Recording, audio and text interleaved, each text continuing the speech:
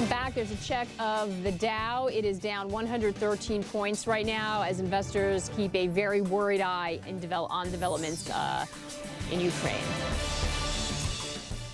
And they're keeping an eye on the weather as well. I hate to say it, we sound like a broken record, but the eastern half of the U.S. cannot seem to catch a break this winter. Yet another snowstorm has swept in from the Midwest and is blanketing the eastern states with snow. Government offices in Washington are closed and Senate hearings have been postponed. Electric power outages are reported in at least 5 states, and more than 2,000 flights have been canceled on Monday, most because of the weather. Our Indra Peterson is in the U.S. Capitol with more on the storm. And Indra, we dodged it up here in New York, but not the case for D.C., and they are not capable of dealing with this, are they?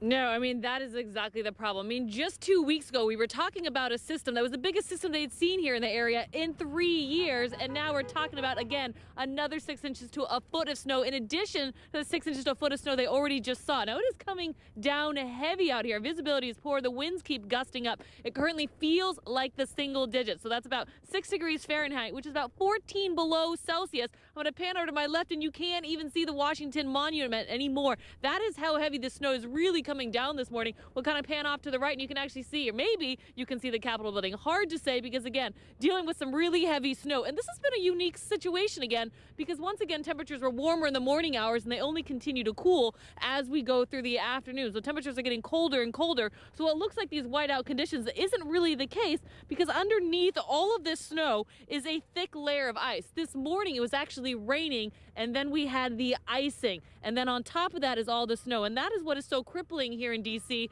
That is the reason, of course, the Capitol is closed and schools are closed. No doubt that, yes, we are not seeing flights really coming in and out. About 2,000 flights already affected across the country.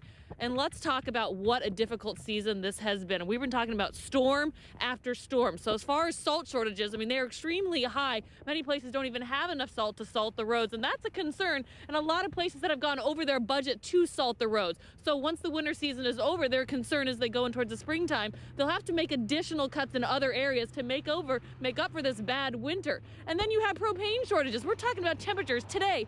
It's March, guys. We're talking about temperatures good 35 below, even as far south as Texas. That is the concern. This cold air is not just where you typically see it around the Great Lakes. It has gone all the way down even to the deep south, and that is the concern. A lot of people are really short on propane. Electricity bills in the last few months have really skyrocketed with a lot of these shortages. So that's really the main concern. As far as the snow here in D.C., we are still talking about it falling as we continue to go throughout the afternoon. By the time everything is said and done, we could be talking about a foot of snow. Right here, it's really only still several inches, so just imagine what we're going to be talking about by tomorrow morning, especially when you add in these snow berms. So yes, and then the temperatures, they are staying cold. This isn't a one-day event because that cold air is still expected to fill in, reinforce everything that's already in place. So any snow that's here is going to be staying on the ground behind it. It looks like it's just tough. Winter is just going to continue, and hard to believe even out towards Austin, Texas. Austin, Texas, a winter storm warning again, potentially for more snow and even ice as we go through the overnight hours. So it doesn't seem like spring